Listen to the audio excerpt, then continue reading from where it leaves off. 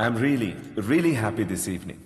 నా కూతురు బర్త్డే ఎందుకు ఇంత గ్రాండ్గా సెలబ్రేట్ చేస్తున్నానంటే ఒక సర్ప్రైజ్ మీ అందరికీ ఉంది. Rahul, he's Rahul, Hamsini group of company CEO, నాకు కాబోయే అల్లుడు.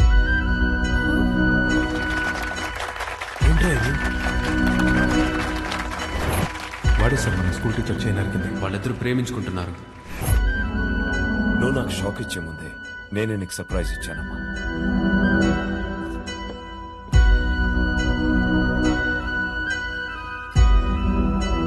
మీ నాన్న ఏం చేసినది నీ అమ్మా, అబ్బాయి నచ్చకపోతే పెళ్లి పీటల నుంచి లేచి వెళ్ళిపోతున్నారు. అలాంటిది తొక్కలో అనౌన్స్మెంట్ పట్టించుకుంటాను అనుకుంటున్నావా? నాన్న అక్రమ సంపాదన నచ్చకే కదా నేను నా సెపరేట్ కంపెనీ పెట్టుకుంది. అసలు ఆయన డబ్బే ముట్టుకోలేదు. ఆయన చెప్పిన అబ్బాయిని చేసుకుంటానా? చిత్ర చిత్ర వాళ్ళు బాబు ఇటే వస్తున్నాడు, పదేళ్దాం.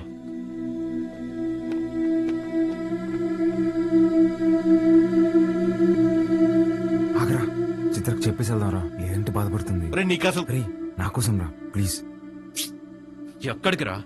చిత్రకు చెప్పేసి వెళ్దామని. ఒకసారి చిత్రతో నువ్వు కనిపిస్తే చంపేస్తా. రాహుల్ ఉండు, వీళ్ళకి అర్థమయ్యేలాగా నేను చెప్తాను.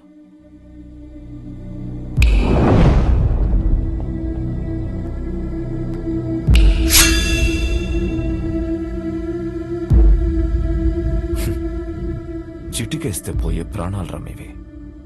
నీకు నా కూతురు కావాల్సి వచ్చిందా? నానా బాలు నేను ఇన్వైట్ చేస్తేనే వచ్చాడు. Balu, I'm really sorry. నువ్వు బయలుదేరు, రేపు మాట్లాడదాం. పర్లేదండి, ఒక్క నిమిషం. అవును, ఏంటంకల్ ఇందాకేదో అంటున్నారు, చీటికలు చప్పట్లని. మీరేనా నేనేసిన ఓకేనా? మీరు చిటికేయాలంటే వెనకింత మంది రౌడీలు పలుకుబడి కావాలేమో. 2 ఏళ్ళుంటే వేస్తా నేను. ఏంటి చూసుకుందామా? రే నాన్న బుజ్జి, నేను చిటికేస్తాను, మనం కొట్టేసుకుందాం రండి.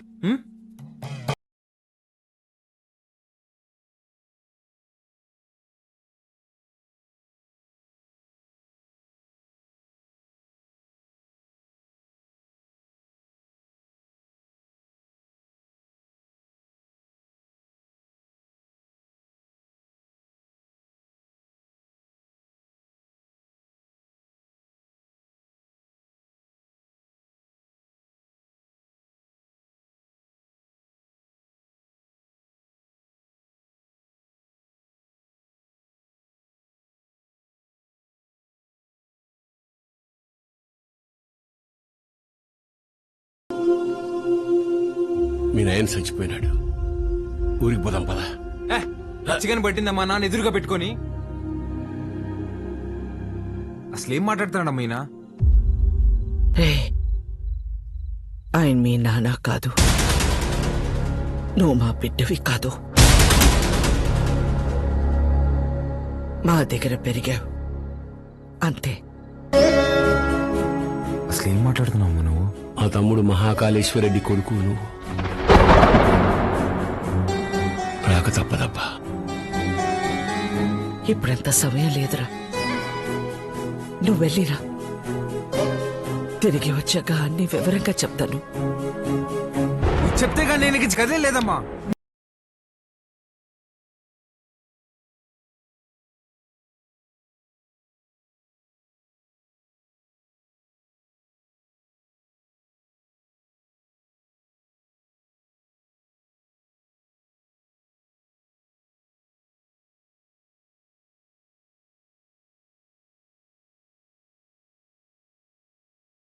శుభకార్యం కాడికి వచ్చినాము. మా అమ్మాయిలు మీకు అంటకూడదని నిన్ను నీ వాళ్ళని ముట్టకుండా పోతుండా.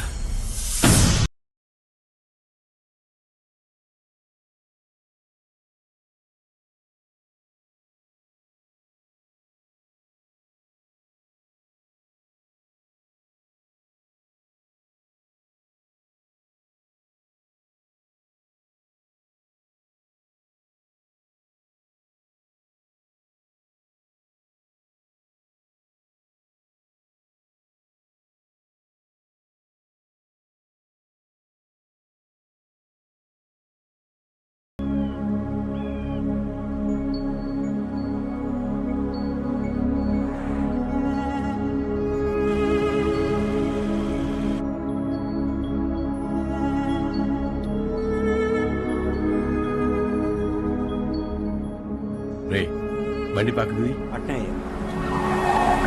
దిగురా దిగు.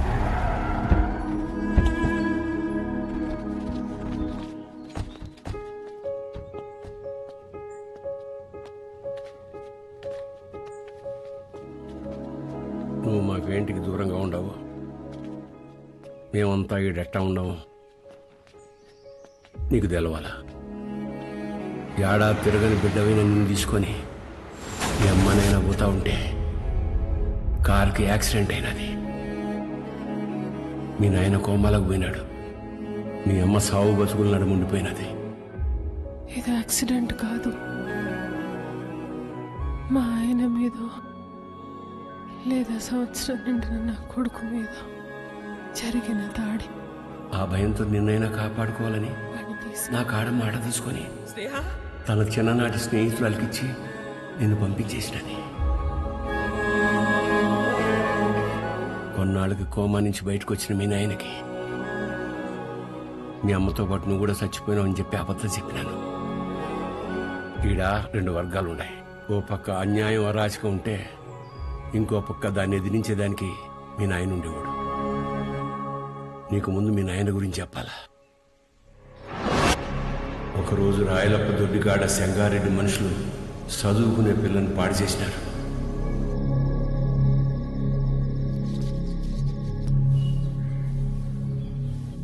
ఒక పని చేస్తా, రేపు స్టేషన్ కాడికి అనుమానితుని పిలిపిస్తా. అమ్మాయి వచ్చావు, నన్ను గుర్తుపడదాం, చూద్దాం. ఏం అవసరంలే. ఏంపా నన్ను పాడు చేసింది ఎవరని ఆయమ్మే వచ్చి ఎత్తుకోవాలనా? ఏం ఉద్యోగాలు ఎలగబెడతాంటారు? యా కేసు వద్దు, పాండి పటాబి పంపించిల్ని. ఏంటికమ్మా బాధపడతాడో? ప్రమేయం లేకుండా పాడైన ప్రతి బిడ్డ లేపాక్షి గుళ్ళో భద్రకాళ్లంతా పవిత్రంగా ఉన్నట్టే లెక్క. మహాకాళేశ్వరరెడ్డి మాకు న్యాయం చేయలేదని సీమలో ఏ ఒక్క గొంతు చెప్పదు. ఎందుకంటే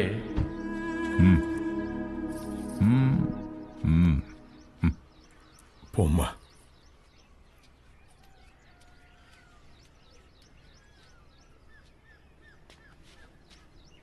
నిజంగానే వాళ్ళని గుర్తుపడతావా తల్లా?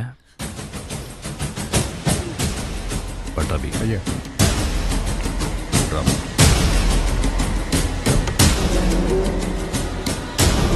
ఎంతో ఆలోచించే మీ నాయన ఒకే ఒక తప్పు చేసినాడు. పగ ప్రేమగా మార్తే ఊర్లు బాగుపడతాయని నమ్మి నా బిడ్డను సంగారెడ్డికిచ్చి పెళ్లి చేయమని చెప్పి కట్నంగా మైకాగన్లు ఇచ్చినాడు. యాడ్నో ఊరోతులుండే గనుల్ని పొలిమేర కాడుండే గుడి దాకా తవ్వుకొచ్చేసినాడు. గుడికి జనాలు వస్తే ఆడ అక్రమాలు అవుపడతాయని రాకపోకలే మూసేసినాడు. ఆడ మగ అన్న తేడానే లేకుండా అందిని కాడికి అంతటితో చూపించేసినాడు. అందకపోతే ఇప్పుడు పసిపిల్లల్ని గనుల్లోకి పంపుతున్నాడు. పిల్లకాయల ప్యానల్ తీసి మరీ సంపాదించాలనా? ఆపే. అట్టా కుదరదులే మామ.